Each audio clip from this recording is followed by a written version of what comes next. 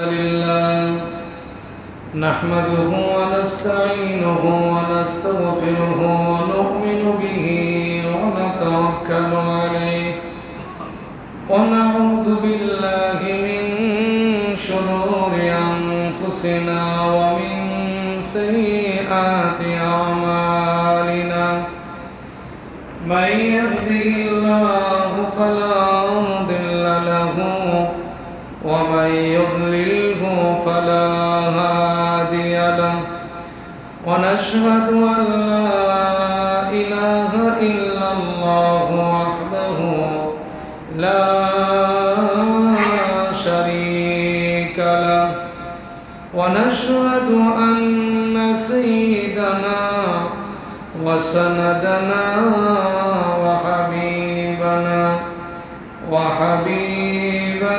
ومحبوبنا ومرشدنا ومولانا محمدا عبده ورسوله الذي أرسله الله تعالى بالحق بشيرا ونذيرا وداعيا إلى الله بإذنه وسراجا منيرا أما بعد فقد قال الله سبحانه وتعالى في كلامه المجيد وفي فرقانه الحميد أعوذ بالله من الشيطان الرجيم بسم الله الرحمن الرحيم لقد كان لكم في رسول الله أسوة حسنة لمن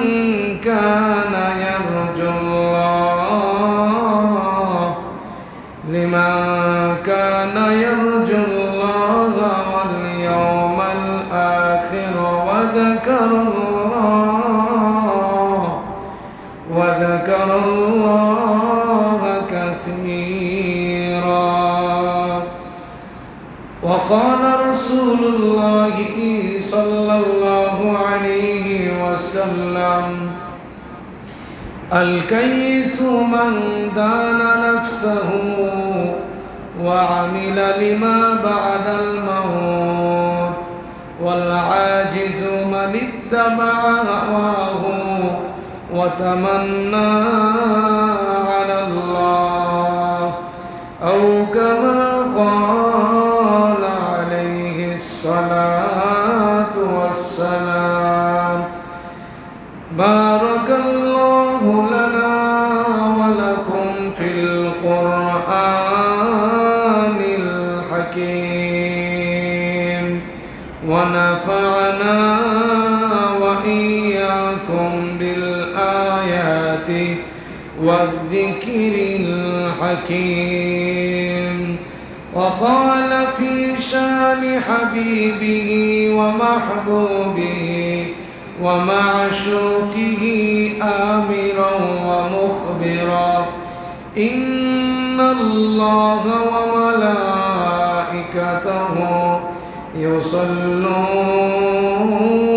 على النبي يا أيها الذين آمنوا صلوا عليه وسلموا تسليما اللهم صل على محمد وعلى آل محمد كما صليت على إبراهيم وعلى آل إبراهيم إنك حميد مجيد اللهم بارك على محمد وعلى آل محمد كما باركت على إبراهيم وعلى آل إبراهيم إنك حميد مجيد سبحانك لا علم لنا إلا ما علمتنا إنك أنت العليم الحكيم رب اشرح لي صدري ويسر لي أمري واحلل عقدة من لساني يفقهوا আলহামদুলিল্লাহ আমরা দাইমে আল্লাহ রাব্বুল আলামিনের দরবারে শুকরগুজার হচ্ছি যে মহান রব্বুল আলামিন আমাদেরকে পবিত্র জুমার দিনে তার ঘরে আসার বসার তৌফিক দান করেছেন। আমরা সেই মনিবের দরবারে কালিমাতুশ শুকর আদায় করছি, আনন্দ চিত্তে বলছি আলহামদুলিল্লাহ। দরুদ ও সালাম পাঠ করছি বিশ্ব নবী, শেষ নবী, আখিরি নবী, সাইয়্যিদুল মুরসালিন, আপনার আমার দয়ার নবী, মায়ার নবী হযরত মুহাম্মদুর রাসূলুল্লাহ সাল্লাল্লাহু আলাইহি ওয়াসাল্লামের প্রতি। মুহতারাম হাজিরিন, আমরা গত জুমায় আলোচনা করেছিলাম সব কিছু থেকে ভালোবাসতে হবে নবীকে। আল্লাহ তাআলাকে পাইতে হলে, আল্লাহ তাআলার ভালোবাসা পেতে হলে নবীজিকে ভালোবাসতে হবে। যে ব্যক্তি নবীজিকে ভালোবাসবে, নবীর অনুসরণ করবে, তো সে ব্যক্তি আল্লাহ তাআলাকেই ভালোবাসবে, আর আল্লাহ তাআলা তাদেরকে ক্ষমা করে দেবেন। এই জন্যই আমরা কথা বলতে চাই যে বিষয়টা নিয়ে, সেটা হলো একজন ঈমানদার ব্যক্তিকে কার সংস্পর্শ, কাকে অনুসরণ করা উচিত, কোন ব্যক্তি আপনার অনুসরণীয় হতে পারে এবং কে আপনার সঠিক রাস্তা দেখাতে পারে, সে বিষয় নিয়ে আজকে ইনশাআল্লাহ কথা বলব। আমরা যত মানুষ আছি পৃথিবীতে, সমস্ত মানুষের যত অহংকার আছে, যত যা কিছু আছে, যত আধিপত্য আছে, এসব কিছুই মুহূর্তের মধ্যে মিশে যাবে যদি একটা জিনিস আমরা খেয়াল রাখি। আল্লাহ তাআলা বলেছেন ফালিয়ানজুরিল ইনসানু মিম্মা খুলিক, হে মানুষ তোমরা কি লক্ষ্য করো না, তোমরা কি দেখো না তোমাদেরকে কি থেকে সৃষ্টি করা হয়েছে। এই বিষয় যদি প্রতিটা মুহূর্তে মুহূর্তে যখনই মানুষের অহংকার এসে যাবে, যখনই মানুষের আধিপত্যর ভাব এসে যাবে, তখন সে আয়াত নিয়ে গবেষণা করবে। নবীজি সাল্লাল্লাহু আলাইহি ওয়াসাল্লাম যখন ইন্তেকাল করেছিলেন, ইন্তেকালের আগ মুহূর্তে তার 2-4টা দাড়ি সাদা হয়ে গিয়েছিল। নবীজির দাড়ি সাদা হয়ে গেলে নবীজি সাল্লাল্লাহু আলাইহি ওয়াসাল্লামকে সাহাবীরা প্রশ্ন করলেন, ইয়া রাসূলুল্লাহ, আপনারও তো চুল সাদা হয়ে গেছে, দাড়ি সাদা হয়ে গেছে। তখন আল্লাহর নবী বলেন, আমাকে এই গোরা বানিয়ে দিয়েছে কয়েকটা সূরা আমাকে বৃদ্ধ বানিয়ে দিয়েছে। কিয়ামতের ভয়াবহতা এবং আমাকে আল্লাহ তাআলা কিভাবে সৃষ্টি করেছে, এই সব মানুষকে আল্লাহ তাআলার সামনে হাজির হতে হবে।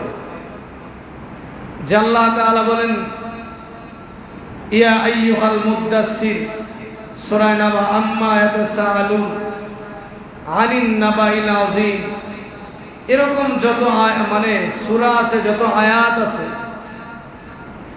এই সমস্ত সূরাগুলো আমাকে বৃদ্ধ বানায় দিয়েছে। আমি বৃদ্ধ হইনি, আমাকে বৃদ্ধ বানায় দিয়েছে চিন্তা পেরেশানিতে।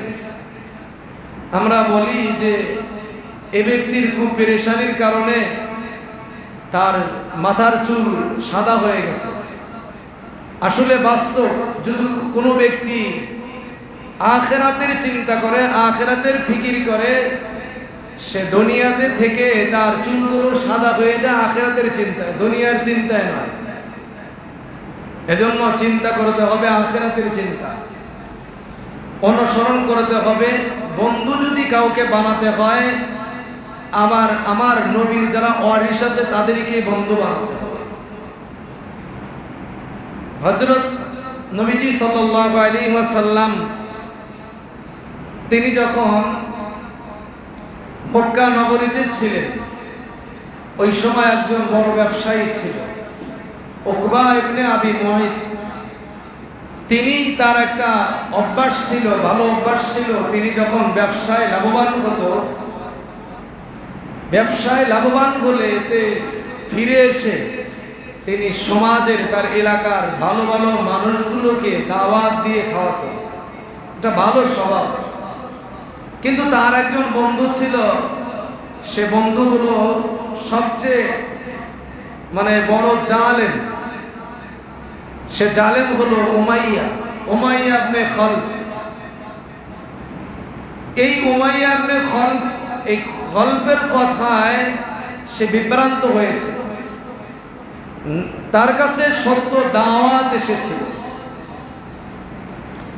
তিনি নবীজি সাল্লাল্লাহু আলাইহি ওয়াসাল্লামের কাছে, অর্থাৎ তিনি সফর থেকে, ব্যবসার সফর থেকে ফিরে এসে তিনি যখন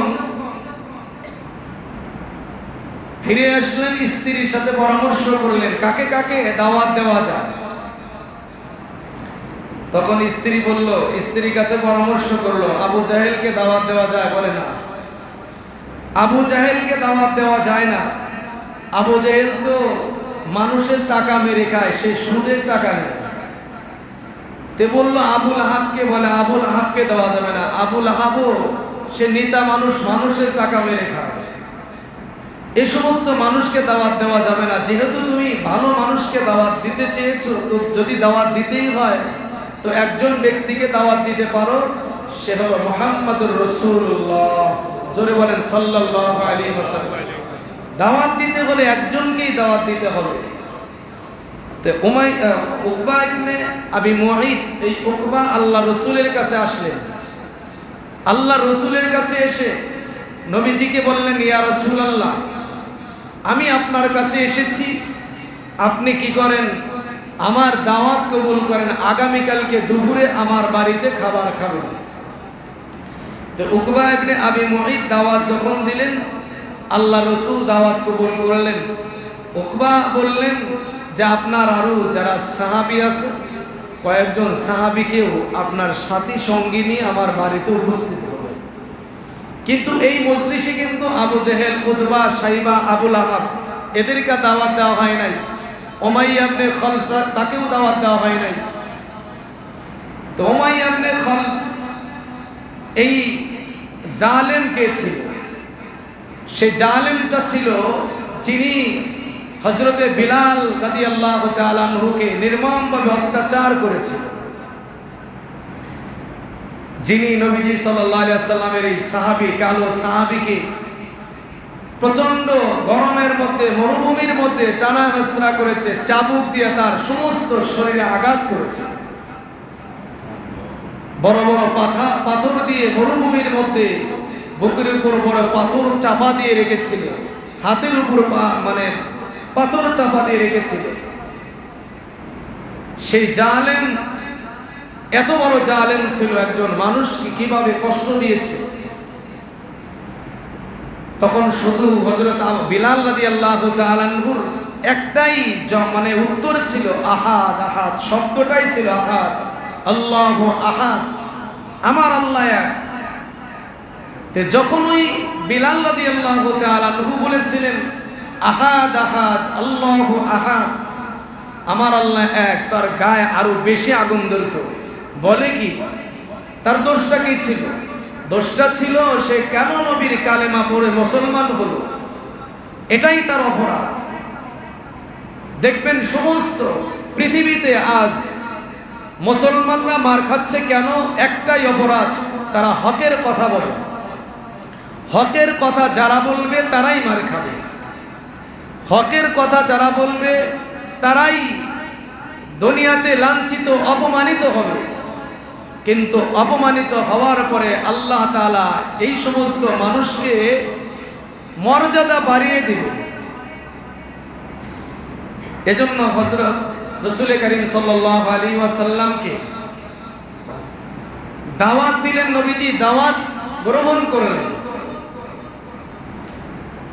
দাওয়াত গ্রহণ করার পরে নবীজি ঠিক ওই মুহূর্তে যে দুপুরে আগামীকালকে দুপুরে দাওয়াত, দুপুরে উপস্থিত হলেন। উকবা ইবনে আবি মুঈতের তার একটা মর্যাদা ছিল, সে যদি কাউকে দাওয়াত দেয়, দাওয়াত দেওয়ার পরে তার দাওয়াত থেকে যদি কেউ উঠে যায়, খাবার না খেয়ে যদি উঠে যায়, তার মান সম্মানে আঘাত লেগে যেত। কেন সে আমার বাড়িতে আসলো, কেন খাবার খাইলো না, এটা তার কাছে খুবই খারাপ লাগতো, তার ইজ্জতের ব্যাপার স্যাপার ছিল। আর আমাদের সমাজে দাওয়াত দিয়েছি, খায় খাক না খায় না খাক, আমার খাবার বেঁচে গেল, এরকম স্বভাব আমার। এজন্য বিশ্ব নবী রাহমাতুল লিল আলামিন পরের দিন উকবার বাড়িতে সাহাবীদেরকে নিয়ে রওনা করলেন। সাহাবীদেরকে নিয়ে রওনা করলেন উকবার বাড়িতে। যাওয়ার পরে যখন সমস্ত খাবার দাবার পরিবেশন করা হলো, টেবিলের ভিতরে খাবার রাখা আছে এবং মেহমান বৃন্দ আসছে, খাবার খাচ্ছে।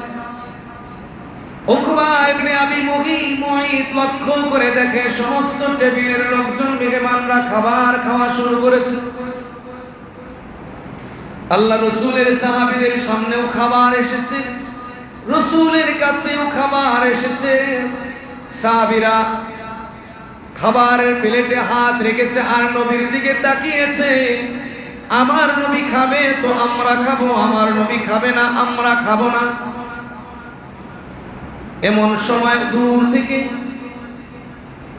মেহমানদের মাঝখান থেকে যখন খাবারের টেবিলে খাবার পরিবেশন করা দেখছে, মেহমানদেরকে স্বাগতম জানানো হচ্ছে। সব মেহমান টেবিলে খাবার খায়, কিন্তু নবীজি মুহাম্মাদের যেই টেবিল আছে এই টেবিলের সঙ্গীরা তো কেউ খাবার খায় না। দৌড়ে আসছে, মুহাম্মদ খানা খাও না কেন? বলে সামান্য একটা ছোট্ট একটা কথার যদি তুমি উত্তর দিতে পারো, তুমি যদি সত্য একটি কথা যদি তোমার জবান দিয়ে বের করে দিতে পারো, তাহলে আমি খাবার খাবো, তা না হলে আমি খাবার খাবো না, আমি চলে যাব, আমি সোজা আমি আমার বাড়িতে চলে যাব। উকবা ইবনে আবি মুঈত বলে, এই সামান্য কথার জন্য আমার একজন মেহমান চলে যাবে, আমার তো ইজ্জতই চলে যাবে। বলো কি তোমার সেই ছোট্ট কথাটা? বলে তুমি শুধু একবার বলো লা ইলাহা ইল্লাল্লাহ মুহাম্মাদুর রাসূলুল্লাহ, এই কালিমাটা একবার পাঠ করবে, আমি তোমার খাবার খাবো।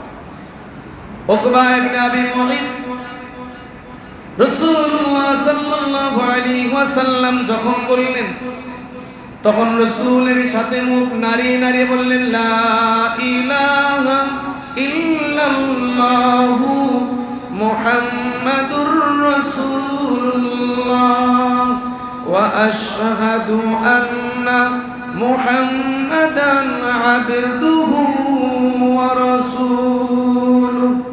মুসলমান হয়ে গেল। এবার নবীজি খাবার খাইলেন। খাবার খাওয়া শেষ হলো, নবীজি চলে আসলেন। রাত্র হলো, রাত্রের মধ্যে মুহূর্তের মধ্যেই সংবাদটা পৌঁছে গেল, উমাইয়ার কাছে খবর পৌঁছে গেল।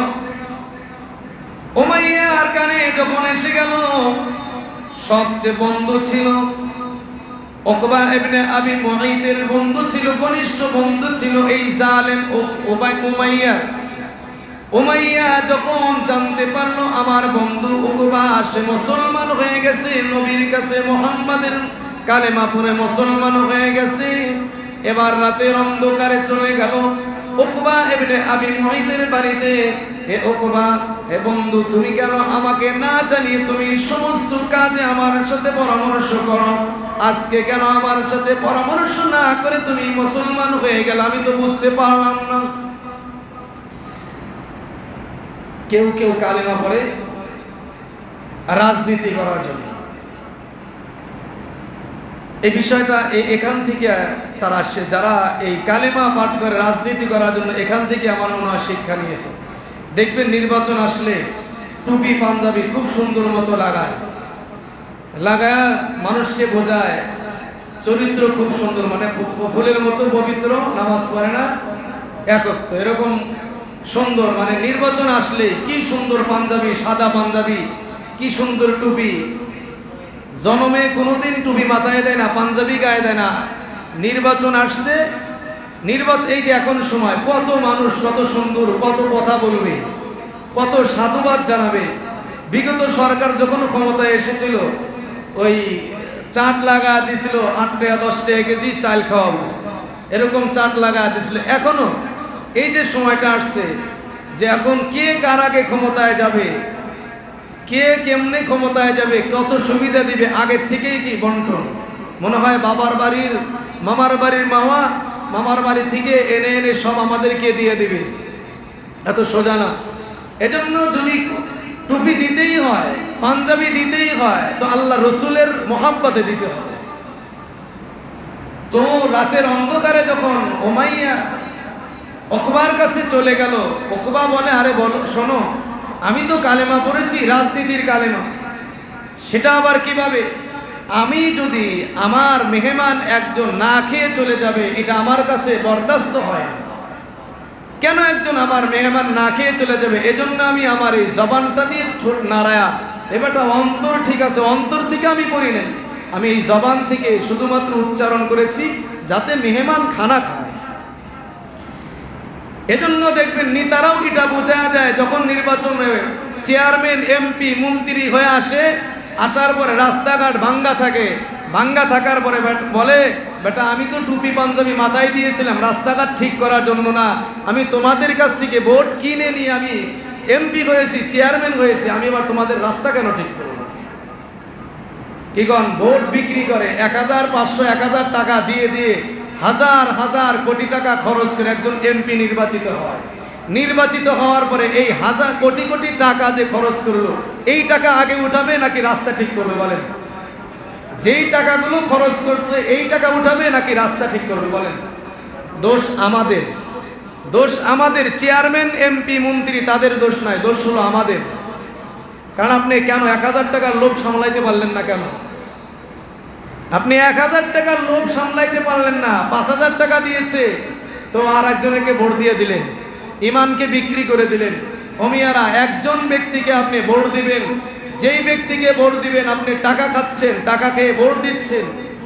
কিন্তু এই ব্যক্তি যত অন্যায় অপরাধগুলো করবে, সমস্ত অন্যায় অপরাধগুলো তার আমলনামার মধ্যেও যাবে, সদকায়ে জারিয়া হিসেবে বোনাস আপনি পেয়ে যাবেন। এজন্য নেতা নির্বাচন করতে হলে আপনাকে ভাইবা চিন্তা আপনাকে করতে হবে। রাজি আছেন তো? ইনশাআল্লাহ দিবেন প্রতারকরে, প্রতারকই করবে। এজন্য নির্বাচনের সময় আপনার যতগুলো ভোটার আছে, এক কাপ চাও খাবেন না। যে কেন আপনার আমি চা খাবো? আপনার চা খাওয়ার প্রয়োজন নাই। তুমি 6 মাস আগে দিলা না, 1 বছর আগে তুমি খাওয়াও নাই, এখন তুমি ইলেকশনে দাঁড়াবা, এজন্য তুমি আমাকে চা খাওয়ানোর জন্য গরো। এত পাগল আমি হই না, আমার রাস্তা ঠিক করো পারলে। আল্লাহ তাআলা আমাদের সবাইকে এরকম পাকা ইমানদার হিসেবে আল্লাহ তাআলা কবুল করুন, লোভ লালসা থেকে হেফাজত করুন। তো উকবা বলে, আমি ঈমান এনেছি, ঈমান আনিনি, কালিমা, শুধুমাত্র কালিমা উচ্চারণ করেছি। এবার উমাইয়া এই জালেম বলে, বন্ধুকে আমি বিশ্বাস করি না যতক্ষণ পর্যন্ত তুমি মুহাম্মাদের কালিমা ফিরিয়ে না দিবে।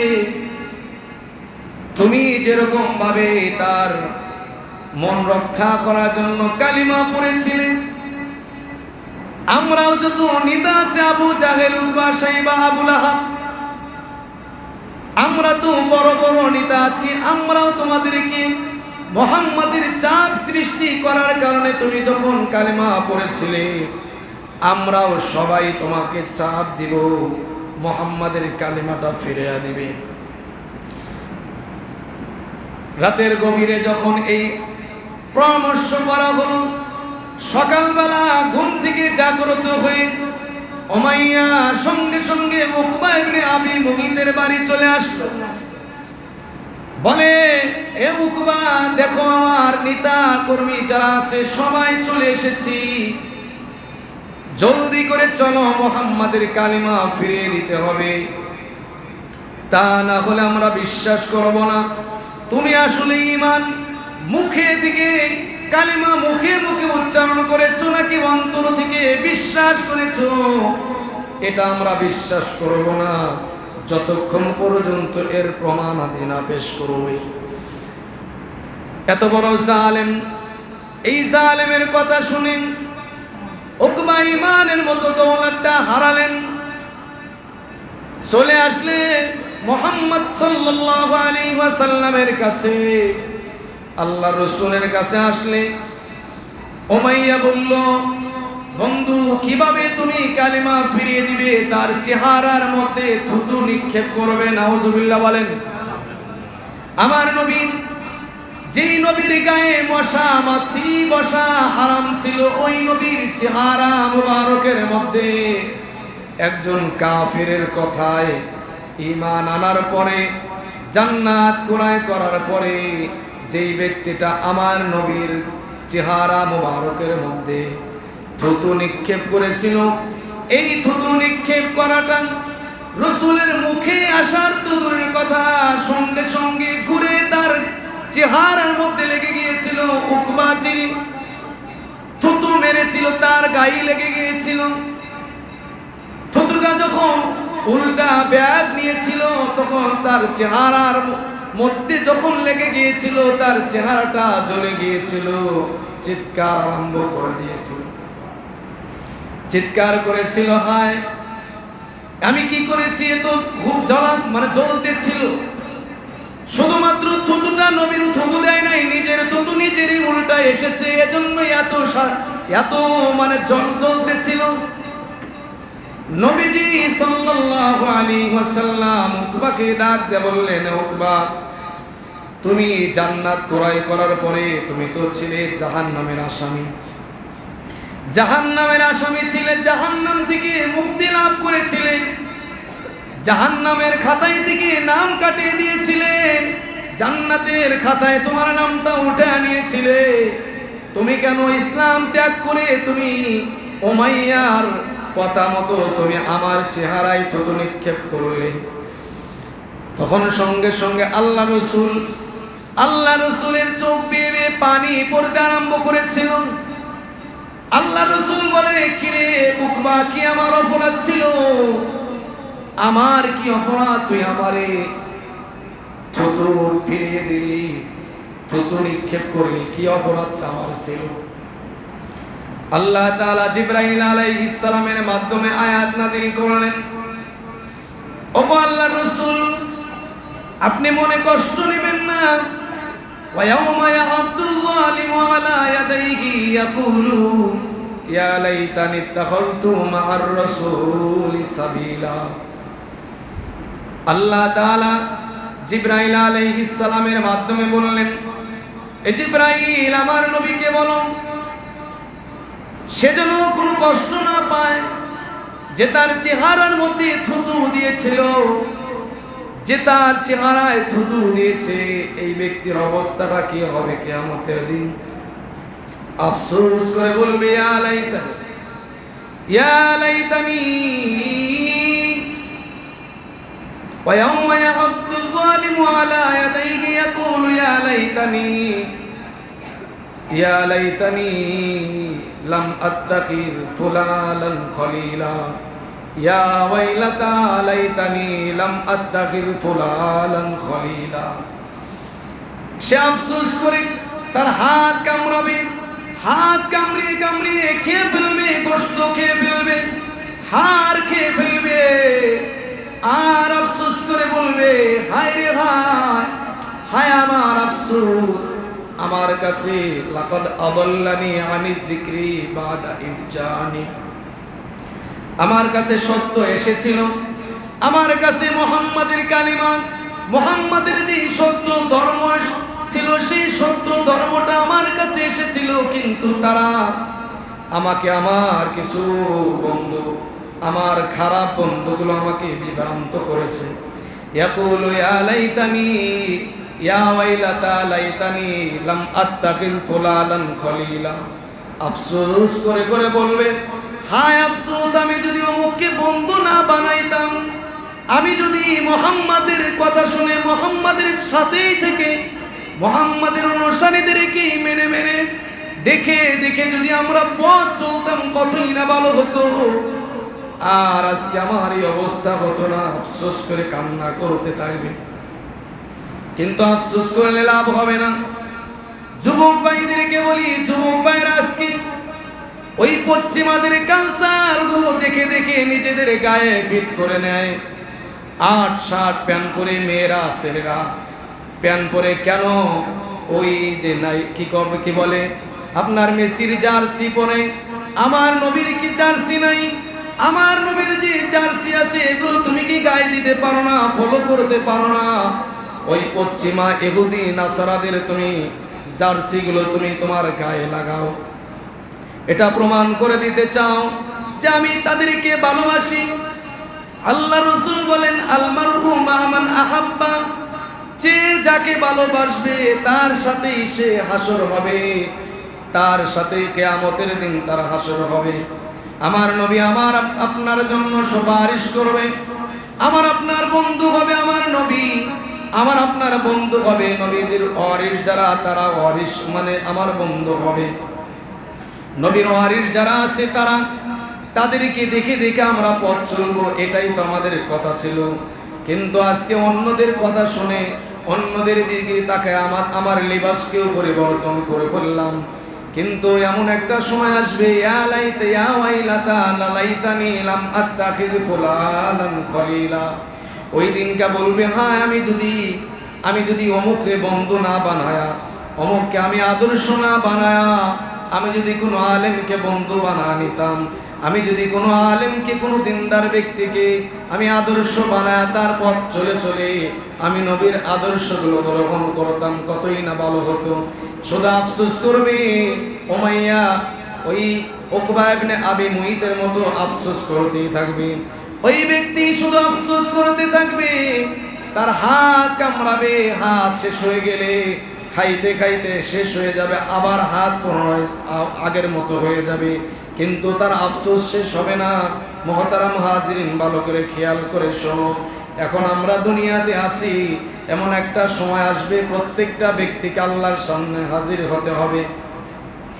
যখন হাজির হতে হবে, ওই দিন কিন্তু আমার কোনো বন্ধু কাজে আসবে না, ওই দিন কোনো বন্ধু কাজে আসবে না, ওই দিন কোনো সাহায্যকারী কাজে আসবে না। ফামা লাহু মিন কুওয়াতিন ওয়ালা নাসির। যেই দিনকে আমার গোপন বিষয়গুলো আল্লাহ তাআলা প্রকাশ করে দিবেন, ওই দিনকে আমার কোনো শক্তি থাকবে না, আমার কোনো সাহায্যকারী থাকবে না, যে আমাকে এখান থেকে বাঁচাবে, বাঁচানোর মতো কোনো মানুষ থাকবে না। এজন্য তুমি যাকে দেখো নাই তার স্টাইল কেন ধরো? তুমি যার অনুসরণ, তোমার যে আদর্শগুলো আমার নবী যে আদর্শগুলো রেখে গেছেন, এই আদর্শগুলো তুমি গ্রহণ করে করে তুমি চেহারার মধ্যে, তোমার 3.5 হাত বডির মধ্যে ফিট করে নাও। অন্যের আদর্শগুলো কোনো গ্রহণ করার কোনো প্রয়োজন নাই। আজকের ছেলেরা, কিছু পুরো মুরব্বী মানুষ যারা কি করে, চুল সামনে বড় রাখে, পিছনে এন্দুর বান্দুর খেয়ে ফেলে। এটা প্রমাণ করে দেয় আসলে আমরা মুসলমানের সন্তান নয়, আমরা হলাম অমুসলিম। বিজাতীয়দের কালচারগুলো আমাদের ভিতরে প্রবেশ করে গেছে। এরে মুসলমান, তুমি সামনে চুল এত বড় রাখো, পিছনে চুল কেন ছোট রাখো? এটা কিসের প্রমাণ করো তুমি যে তুমি কি মুসলমান দাবি করো? তুমি একজন আলেমকে ফলো করো, যে একজন আলেমের ভিতরে কেমন স্বভাব, কেন তুমি চুল বড় করে রাখো? তুমি আলেম হতে পারো, তুমি সাধারণ মানুষ হতে পারো, তোমাকে আদর্শ গ্রহণ করতে হবে রাসূলের। আল কাইসু মান দারা নাফসাহু ওয়া আমিলা লিমা বা'দাল মাউতি ওয়াল হাজিসু মান ইত্তাবা'a হাওয়াহু ওয়া তামান্না আলাল্লাহ। বুদ্ধিমান ওই ব্যক্তি, যেই ব্যক্তি নিজের নফসকে কি করে অনুগত করে নিয়েছে, আল কাইসু মান দানা নাফসাহু ওয়া আমিলা লিমা বাদাল মাউত, এবং মৃত্যুর পরের জগতের জন্য আমল করে। এবং হতভাগা ওই ব্যক্তি, ওয়াল আজিজু মান ইত্তাবা হাওয়াহু ওয়া তামান্না আলাল্লাহ, যেই ব্যক্তি নিজের নফসকে তাগুতের কাছে বিক্রি করে দিয়েছে, তাগুতের কাছে বিক্রি করে দিয়ে আল্লাহর উপর ভরসা করে, এই ব্যক্তি হলো নির্বোধ। কারণ এই সারা জীবন সে রাসূলের অনুকরণ করে নাই, আল্লাহর ইবাদত করে নাই।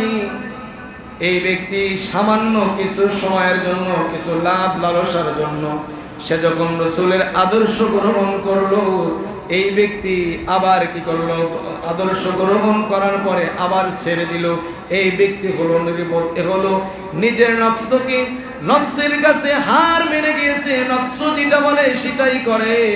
এজন্য আমাদের আদর্শ হবে কে? জোরে বলেন। আমাদেরকে আদর্শ যদি কেউ মানতে হয়, রাসূলের আদর্শ মানতে হবে। অন্য কারো আদর্শ মানবেন?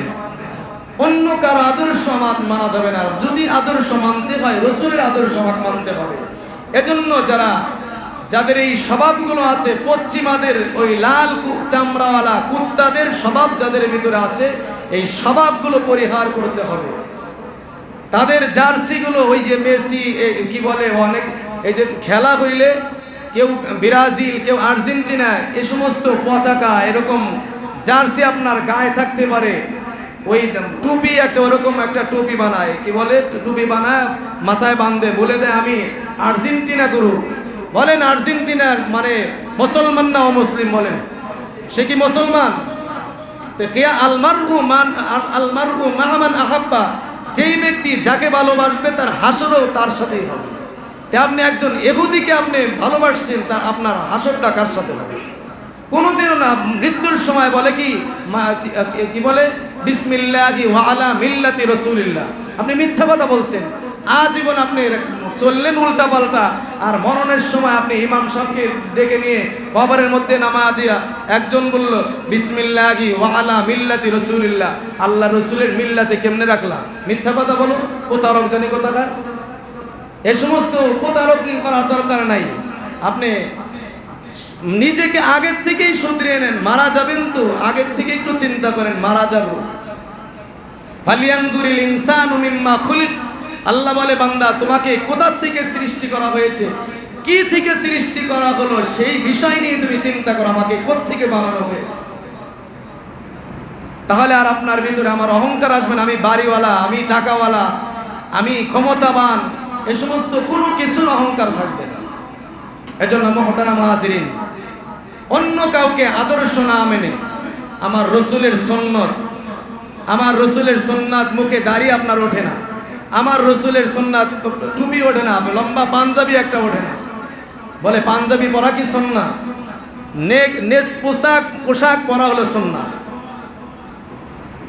বলেন আপনি শুধুমাত্র ওই কি কয় ইলেকশন করার জন্য পাঞ্জাবি পরলেন, আর কোন অনুষ্ঠানে গেলে পাঞ্জাবি পরলেন, ধর্মীয় অনুষ্ঠান, কিন্তু বাকি টাইমগুলো খ্রিস্টানদের সবকিছু কালচারগুলো আপনি গ্রহণ করছেন, নবীর আদর্শগুলো গ্রহণ করে। আল্লাহ তাআলা আমাদের সবাইকে নবীর আদর্শ গ্রহণ করা তৌফিক দান করুন। নবীকে মেনে, নবীর ওয়ারির যারা আছে, নবী নাই কাদেরকে দেখে দেখে আমরা দিন শিখব? নবীর ওয়ারির যারা আছে, ওলামায়ে কেরামকে অন্তর থেকে ভালোবাসেন।